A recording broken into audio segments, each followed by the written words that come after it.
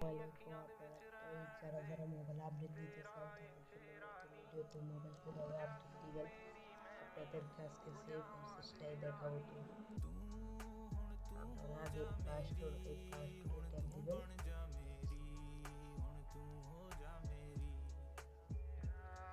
স্টোরে ট্যাপ দেওয়ার পর এখানে এমডি লেখা আছে,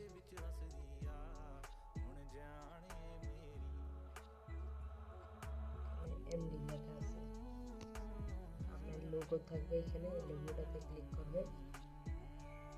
ক্লিক করার পর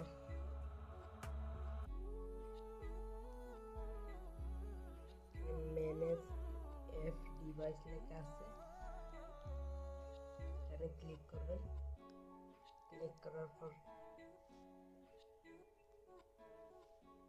আপডেট নামে একটা অপশন আছে, আপডেট, এখানে ক্লিক করবেন। তারপরে এখানে আপডেট অল লেখা আছে, তো এখানে ক্লিক করলে আপডেট হতে থাকবে। তো আজকের ভিডিও এতটুকুই।